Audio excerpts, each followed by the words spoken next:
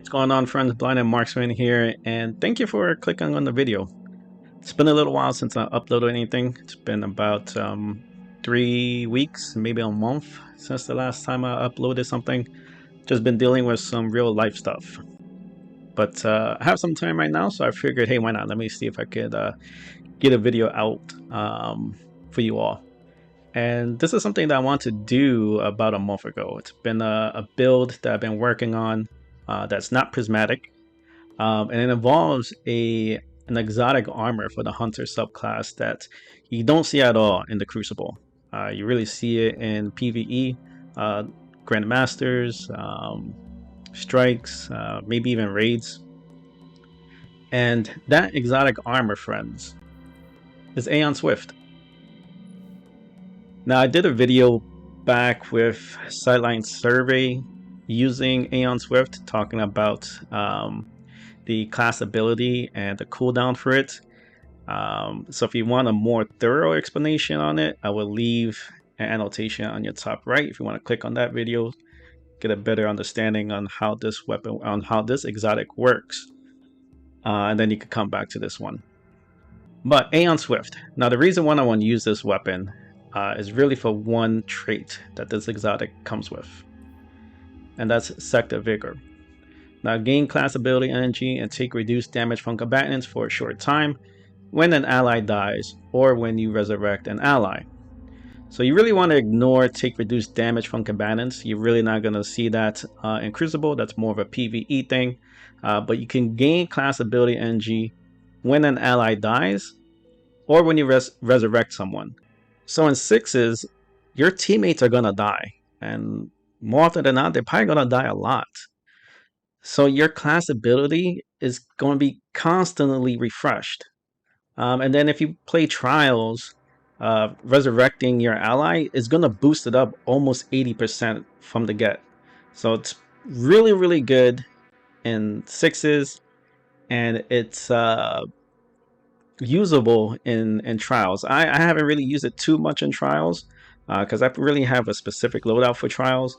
But this one's really fun in sixes.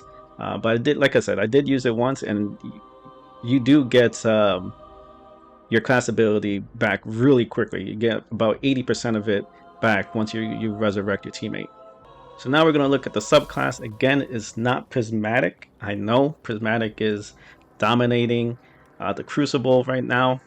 There's going to be some nerfs coming up, I believe, in the next update with hunters. So hey, this is a way to start distancing yourself from the prismatic build and maybe use something like this. So the Gunslinger subclass. This is what the key part is. Acrobat's dodge. Dodge to perform an acrobatic leap.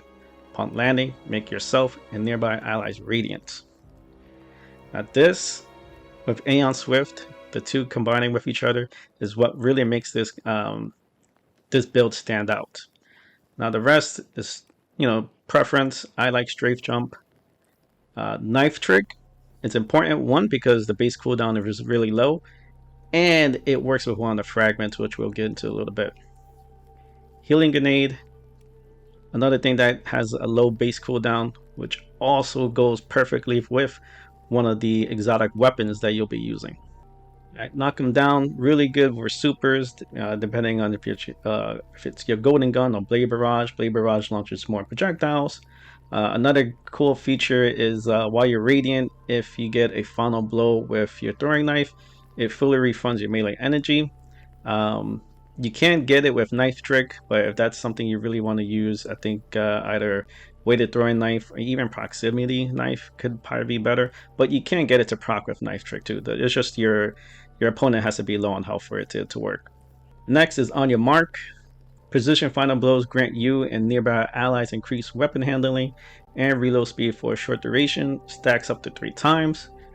That's cool when you're in a gunfight, but when you use Acrobat's dodge, and again in combination with Aeon Swift, activating your class ability immediately grants maximum stacks of on your marks. So once you do that dodge, you get the benefits of the handling and reload speed.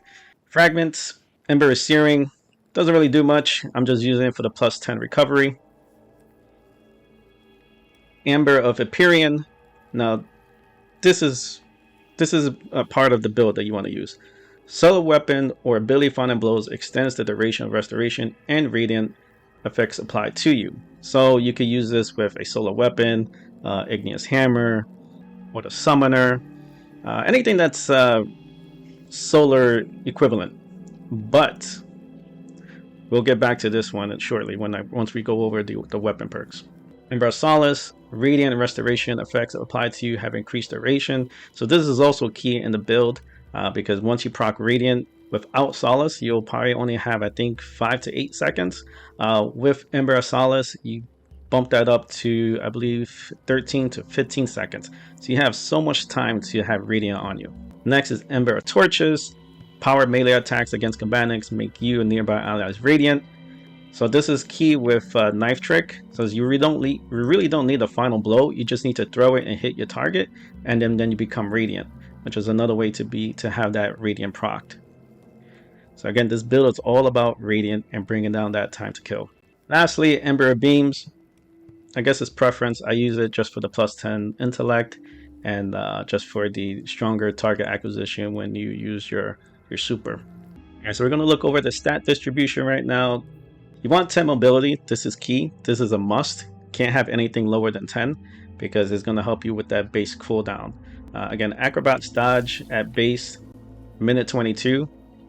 Yes, with Aeon Swift is going to bring that down to roughly 30 seconds depending on how bad your teammates are.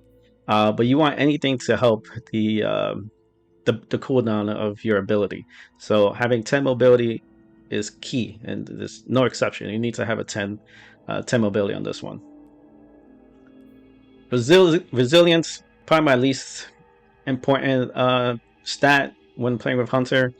There's arguments to have it with 3, there's arguments to have it with 6 and 7 resilience. I personally have it anywhere between 2 and 3. Just quite frankly, you know, the amount of times that I get 3 taps from an igneous or even a 4 tap. You know, if you have a resilient 7th, it's far and few between. If you're on a 1-on-1, you're gonna get 3 tap regardless. Even if a Titan melee, if they double melee you, knockout won't proc if you're at resilient 6. But I really don't come across that too often, at least not in console. Maybe it's different of a PC, but for me personally, 2 resilience and 3 resilience is just the sweet spot for me. 9 recovery, ideally I would love to have this at 10, but I had to make some sacrifices with my build. So if I can probably get another armor piece that's going to help me boost up my recovery to 10, ideally this would be 10. 7 discipline, you want this anywhere between 6 and 7. I think 7's a good sweet spot. Base cooldown to your grenade. It's only a minute, so you'll kind of have your healing grenade more often than not. Intellect, I mean, this is not really important to the build, so anywhere between 5, 6, and 7. This is probably up there with my resilience. That's something that I'm not really paying attention too much to, especially in 6s. If you're playing trials, I guess that could be different. If I was playing trials, I'll try to get this to at least 7. And then I guess I'll sacrifice discipline. So I'll just swap these two, 7 intellect and 6 discipline. Strength you're not really going to need because acrobatics dodge is not going to give you strength to get your power melee. So 3, I guess, if you want to get it to 4, or if you could get it to 4, cool. But I think 3 is a good sweet spot. And that's another reason why I have Knife Trick, because it's the lowest base cooldown. So you'll have it at least more often than not. Now on your artifact, the one thing you really need to pay attention to is Radiant Orbs. While you have a solar or prismatic subclass equipped, picking up an orb of power makes you radiant. Really, this is the most important part of this build, and we'll get back to it in a little later, and you'll see why. Okay, so for the mod breakdown, obviously I'm using Traveler's Chosen and Horror's Lease, so you want to have mods that's going to be beneficial to the weapons that you're using. So kinetic targeting, arc targeting, things like that. I'm always a big fan of dexterities, just to help with the ready speed. So I'm always rocking that. Flinching, again, everything that's just going to be equivalent to the weapon you're using. Now for the legs and for your cloak, now this is where the important part comes in. You want to arc weapon surge because that will go with your Horror's Lease. And you will also want a kinetic weapon surge because that will go with your Traveler's Chosen. Better already, when you picking up an orb power, it heals you. It also makes you radiant, so you want to keep that in mind. And while you pick up that orb, it's going to proc kinetic weapon surge and your arc weapon surge. On your cloak, this is key right here, Reaper. No matter what, you want to have Reaper on. Shortly after using your class ability, your next weapon final blow spawns an orb of power. So when you flip, when you use acrobatics dodge, you'll get radiant. Should bring down the TTK of the weapon that you're using. Get the kill. It's going to drop an orb. You pick up the orb. Not only does it reset your radiant back to like 15 seconds, it will proc kinetic weapon surge, your arc weapon surge, and you want to have time dilation just so you can have a longer cooldown of the decaying armor charge. Now for the weapons. Traveler's Chosen is one of the best sidearms in the Crucible right now, and the exotic catalyst has Osmosis and Surplus. Now Osmosis changes the energy of your gun to match your subclass, which goes perfectly with Ember of Empyrean. So you throw your healing grenade, you heal up. It's going to change your Traveler's Chosen to a solar energy weapon. Now if you have Radiant already procced, you get your kill with your sidearm, which it's one of the best sidearms. Your Restoration and Radiant gets extended, and it goes perfectly with this build. Now the exotic trait, Gift of the Traveler. Each stack of Gathering Light improves this weapon's reload, handling, and target acquisition. It's one of the better perks that you'll ever get. Now if you hold down your reload button, it consumes all your stacks of Gathering Light, and it distributes it into your melee, grenade, and class ability, so it gains all that energy back. So it's another way to boost up your class ability. And again, this is really what you want. You want your class ability to be up as much as possible. The base TTK on Traveler's Chosen is 0.6 seconds, which requires 4 crits, 10 resilience and below. Now throw on Radiant and the kinetic weapon surge. It keeps the TTK the same, but slightly more forgiving, only needing 3 crits and 1 body, 10 resilience and below. Now in the energy slot, I'm going to be using Horror's Lease. It's the adept version. Unfortunately, it's not in the GM cycles, but you can focus it at Zavala, which will cost you 3 engrams and 25,000 glimmer. Now the Horror's Lease I'm using comes with Zen Moment and Kill Clip, 2 S tier perks on a rapid fire pulse rifle, Fared Magwell, which is slept on. I think it's a pretty good mag perk, increases the stability and reload speed. Arrowhead Break greatly controls the recoil, boosts up the recoil directions to 85, which gives it that perfect vertical recoil pattern. The Range Masterwork, and I slap on a depth stability mod.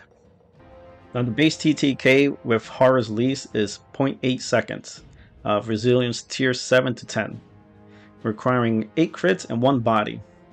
Now you throw on a not kinetic surge, you throw on a arc surge and radiant. It brings down the TTK to 0.73 seconds, which is good because you want to flip, you want to have that acrobats dodge, you want to get that radiant proc. It's going to help you with that first gunfight. It's going to bring down that TTK significantly.